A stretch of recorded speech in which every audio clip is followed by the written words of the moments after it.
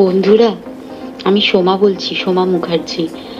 এত কষ্ট হচ্ছে ভিতরে যে হসপিটালে বসে থাকতে পারছি না। আমাদের সব ডাক্তাররা সবাই খুব ডিস্টার্বড। আজকে তো ওপিডি বন্ধ রাখা হয়েছে। তোরা জানিস সমস্ত ঘটনা শুনলাম, যা যা মানে সত্যিকারের ঘটনা, যেটা আরজিকরের ভিতরের যে ডাক্তার তারা তাদের বন্ধু বান্ধব মারফত মানে এসছে আমাদের কাছে। অ্যাকচুয়ালি যেটা ঘটেছে সেটা হচ্ছে, আমি শুনে তো মানে বিশ্বাস করতেও নিজেকে কেমন লাগছে রে। প্রত্যেকটা আমাদের ওয়েস্ট বেঙ্গলের প্রত্যেকটা মেডিকেল কলেজে, বিশেষ করে কলকাতার সরকারি মেডিকেল কলেজগুলোর প্রিন্সিপালরা, ডিপার্টমেন্টাল হেডরা, প্রিন্সিপালরা বিশেষ করে, তারা পাশ করানোর জন্য স্টুডেন্টদের কাছে রীতিমতো টাকা নেয়। যেসব স্টুডেন্টরা, ইন্টার্নরা, পিজিটিরা যারা ভালো করে ক্লাস করে না বা থিসিস তারা জমা দেবে, পিজিতে তো থিসিস জমা দিতে হয়, তো যারা MBBS final year final pass করবে না সাপ্লি পাইয়ে দেবে, ইন্টার্নের কমপ্লিশন দেবে না, ইন্টার্ন হওয়ার পর কমপ্লিশন না দিলে তারা রেজিস্ট্রেশন নাম্বার পাবে না, এই সমস্ত ভয় দেখিয়ে টাকা পয়সা নেয়। সমস্ত জায়গাতেই এটা আছে। এর মধ্যে সব থেকে নিকৃষ্টের থেকেও নিকৃষ্টতম হচ্ছে সন্দীপ ঘোষ, প্রিন্সিপাল, যে তোর ইয়ের আমাদের কি বলে আরজিকর মেডিকেল কলেজে। সেখানে ভাব যে ওনার একটা বিশাল নেক্সাস ছিল, যাতে উনি বেশ কিছু ইন্টার্ন, হাউস স্টাফ এদেরকে দিয়ে ওই নেক্সাসটা চালাতেন। তারা ওখানে একটা সেক্স র্যাকেট চালাতো, তারা একটা ড্রাগ র্যাকেট চালাতো। ড্রাগ র্যাকেট মানে ওই যে ওটাতে বলেছে না, ড্রাগ মানে শুধু ওই হেরোইন আর ব্রাউন সুগারের ড্রাগ খাওয়া বা মদ খাওয়া নয়। ড্রাগ মানে হচ্ছে যে কম দামি, কম টাকায় যে ওষুধ পাওয়া যায়, যে ওষুধ, ওষুধ না জল ভগবান জানে, সেই ওষুধের মানে কোটি কোটি টাকায় যে টেন্ডার বেরোতো, সেই ওষুধ নিয়ে ওষুধ কোম্পানিগুলোর কাছ থেকে কোটি কোটি টাকা, সেই সমস্ত টাকার একটা বড় অংশ যেত পার্টি ফান্ডে। বুঝতেই পারছিস তাহলে।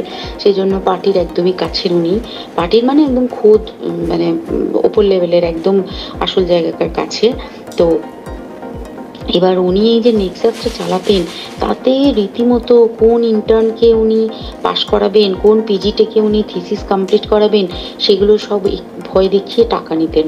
আর তার হয়ে কাজ করতো ওই ইন্টার্ন হাউস স্টাফের একটা পুরো বড় নেক্সাস।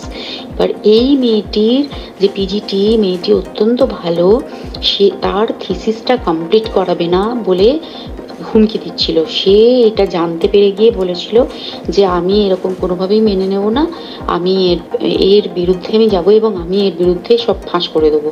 তখন তাকে রীতিমতো ধমক দেওয়া হচ্ছিল। এটা চলছিল লাস্ট 6 মান্থস ধরে। 6 মাস ধরে তাকে হুমকি দেওয়া, তার প্রতি মানে বেশি বেশি প্রথমের দিকে কি করছিল, অত্যাচার করছিল। মানে কিরকম, বেশি বেশি করে নাইট ডিউটি দিচ্ছে, at a stage 36 hours duty, বেশি বেশি করে নাইট, বেশি বেশি করে খাটানো। এবং এগুলো সব জানে ডিপার্টমেন্টাল হেড, চেস্টের যে ডিপার্টমেন্টাল হেড সেও জানে, সিনিয়র পিজিটিরা সবাই জানে। প্রিন্সিপালের নির্দেশেই হচ্ছে এবং ওনার নেক্সাসের ছেলেমেয়েরাই কাজ করছে। তারা 6 মাস ধরে এটা করেছে। করার পরেও যখন ওকে আটকাতে পারেনি, তখন কি করেছে, ওই দিনকে ওরা ঠিক করেছে যে দিনটাতে এই ঘটনাটা ঘটেছে, সেদিন কতখানি প্ল্যান্ড এবং গট আপ গেম দেখ।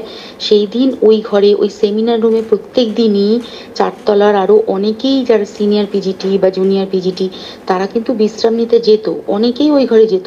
সেই দিনকে ও একা, ওকে ওকে বলেছে তুমি ঘুমিয়ে পড়ো, ওকে একা রেখে এসেছে। বাকিরা কাউকে যেতে দেয়নি, বলেছে ওই ঘরে আজকে ঘটনা ঘটছে, মানে কাজ হচ্ছে, ওই ঘরে কেউ যাবে না। ওই ঘরে সেই দিনকে ওর সাথে যখন খাওয়া দাওয়া করেছে বাকি 4 জন, সেই 4 জনের মধ্যে একটি মেয়ে পর্যন্ত ছিল। সে কিরকম মেয়ে চিন্তা কর। এরা ডাক্তার না জানোয়ার জানি না, আমি জানোয়ার বললেও জানোয়ারদের অপমান করা হয়, কারণ জানোয়ার সমাজে এরকম কাজ হয় না। তো ডাক্তার না কি আমি বলতে পারবো না। সেই ইন্টার্ন মেয়েটি আরেকটি ইন্টার্নের গার্লফ্রেন্ড। তো তার সাথে ওই পিজিটি মেয়েটির প্রচুর ঝগড়া হয়েছে। ঝগড়া হওয়ার পরে তারা তো হুমকি টুমকি দিয়ে চলে গেছে, দিয়ে তারপর বলেছে তুমি ঘুমো। এবার ও তো আর জানে না, ভালো মনে শুতে এসেছে। তারপরে তারা গিয়ে মদ টদ খেয়েছে, 7-8 জন মিলে চড়াও হয়েছে। এবং তোরা জানিস যে প্রথমে তার হাত দুটোকে দুপাশে 2 জন ধরে রেখেছে এবং সেই কাজে সেই মেয়েটিও সাহায্য করেছে, ইন্টার্ন মেয়েটি। 2 জন ওকে পা দুটোকে টেনে জরাসন্ধের মতো ছিঁড়ে ফেলেছে, মানে ছেঁড়ার মতো করে টেনেছে, যাতে পেলভিক বোন ভেঙেছে, কলার বোন ভেঙেছে। মানে কি বিপর্যস্ত মানে বিধ্বস্ত, কি নৃশংস অত্যাচার করেছে, ওকে উল্টো দিক করে শুইয়েছে, পিঠের ওপর দিয়ে বুট পরে হেঁটে গেছে, মাথাটাকে এমন থেতলেছে যে মানে স্কাল ফাল রাপচার হয়েছে। এই সমস্ত করার পরে শ্বাসরোধ করে তাকে মেরেছে। মেরে তারপরে আরো যেটা আরো ভয়ঙ্কর, যে একটা মৃত মানুষকে মিনিমাম ডিগনিটি দিতে জানে না, তারা নিচে এসে দেখেছে ওই সঞ্জয় তখন বসে মদ খাচ্ছিল অন্য আরো গ্রুপ ডি স্টাফদের সাথে। সঞ্জয় ছেলেটা হচ্ছে তার কাটা সঞ্জয় বলতো ওরা, ওকে বলে ফল গাই, মানে ওর একটু ওইসব আলুর দোষ আছে, ও যত্রতত্র যখন তখন প্রস্টিটিউট এলাকায় যায়। এবার দেখেছে যে একে দিয়ে যদি একটা রেপ করিয়ে দিতে পারি তাহলে ঘটনার মোড়টা অন্যদিকে ঘুরে যাবে।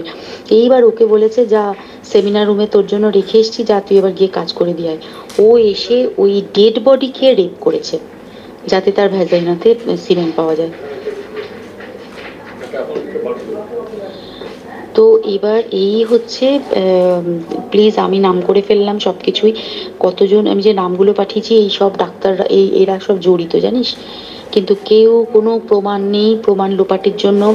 সেদিনকে ওই ইন্টার্ন এবং ডাক্তাররা যে ওইখানের যে বাথরুমটাতে হাত পা ধুয়েছে রক্ত ধুয়েছে সেইটাকে সাত তাড়াতাড়ি প্রমাণ লোপাটের জন্য ওই দেওয়ালকে ভেঙে দিয়ে তার মানে ওই বাথরুমের জায়গাটাকেই ভাঙতে হচ্ছে ওদের, ওখানে নাকি ওরা রুম বানাবে।